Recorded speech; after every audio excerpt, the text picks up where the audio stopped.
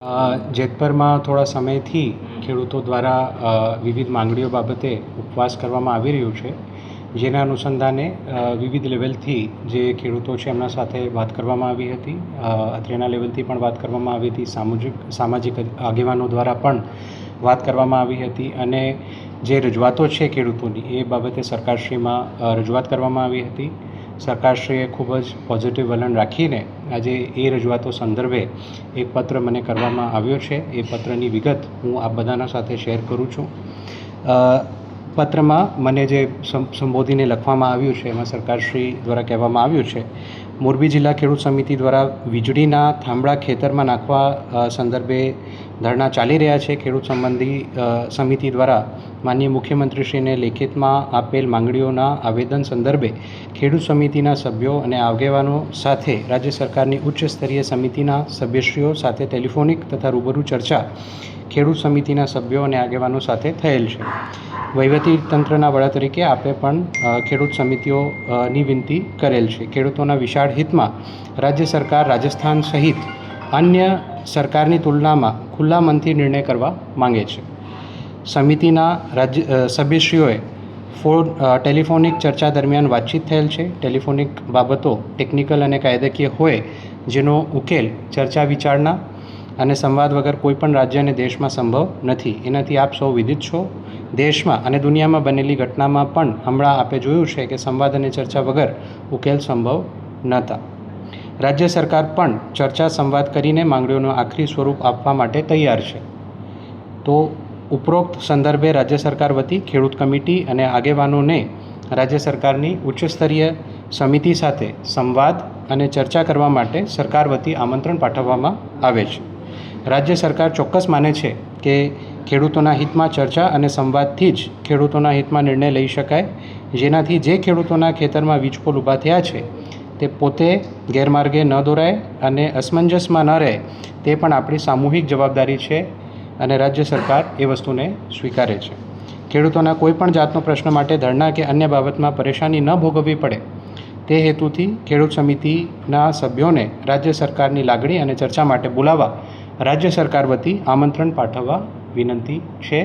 તો આપ તમામ જે ખેડૂત મિત્રો છે એમને પણ હું રાજ્ય સરકાર શ્રી વતી આ જે આપની તમામ માંગણીઓ છે એના માટે ચર્ચા માટે આમંત્રિત કરું છું અને સરકારશ્રી આ તમામ મુદ્દાઓ બાબતે પોઝિટિવ છે એ બાબતમાં આ પત્રમાં પણ ઉલ્લેખ કર્યું છે. રાજસ્થાન સરકાર અને અન્ય સરકારોના પણ જે વિવિધ જીઆર છે આનું પણ ઉલ્લેખ સરકારશ્રીના આ પત્રમાં કરવામાં આવ્યું છે. તો સરકારશ્રી એક સ્ટેપ આગળ વધીને તમામ ખેડૂતો સાથે વાત કરવા માટે તૈયાર છે. તમામ ખેડૂત મિત્રોને પણ મારી સરકારશ્રી વતી વિનંતી છે, આગ્રહ છે કે આપ લોકો પણ એક સ્ટેપ ભરો અને અહીંયા આવીને સરકારશ્રી સાથે સંવાદ કરો અને જે આપની માંગણીઓ છે ટૂંક સમયમાં એનું નિકાલ આવે એના માટે સરકારશ્રી પૂરતા પ્રયત્નો કરશે.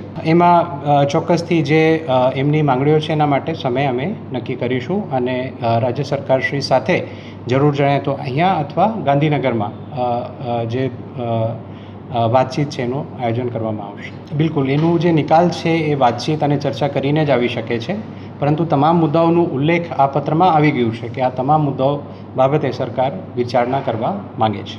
એ જે ખેડૂતો નું પણ સમય અમે જાણીશું અને સરકારશ્રીનું પણ સમય અમે જાણીશું અને જે પરસ્પર સહમતિનું સમય હોય એ સમયમાં ચર્ચા કરવા માટે સરકારશ્રી તૈયાર છે. જે આજે પત્ર મેં આપના સામે રજૂ કર્યું એ પત્ર અમારા પ્રતિનિધિ તરીકે એસડીએમ શ્રી મોરબી હાલ જઈને એ પત્ર તમામ ખેડૂતોને મારા વતી આપવાના છે અને એમને આમંત્રિત પણ આ જે ચર્ચા છે એના માટે કરવાના છે.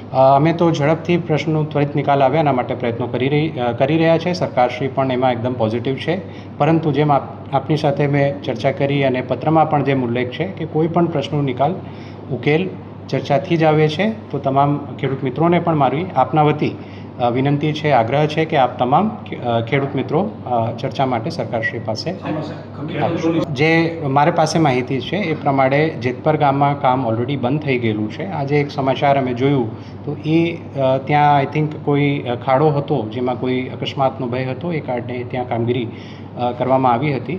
હાલ પૂરતું જેતપુર ગામમાં એ બાબતમાં કામ બંધ છે. હાલના સંજોગોમાં તો કામ બંધ છે એટલું હું કહી શકું છું, પરંતુ ત્વરિત ચર્ચા થાય, ત્વરિત નિકાલ થાય અને ફરીથી બિકોઝ આ તમામ કામો જે છે એ દેશના વિકાસ માટે, ગુજરાતના વિકાસ માટે છે, એ પણ આપણે બધાએ સમજવાની જરૂર છે અને એને અટકાવવું કોઈ એનું સોલ્યુશન નથી.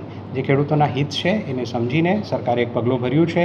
તમામ ખેડૂતો પણ આમાં અમારી સાથે આવે અને પ્રશ્નનો નિકાલ કરે એવી આ બધા વતી મારી ખેડૂત મિત્રોને પણ વિનંતી છે. જે પણ કંપની દ્વારા કાર્યવાહી કે વળતર કે તમામ વસ્તુઓ કરવામાં આવે છે, રાજ્ય સરકારશ્રીની સૂચનાઓ અને એના વિવિધ પરિપત્રો GR પ્રમાણે કરવામાં આવે છે.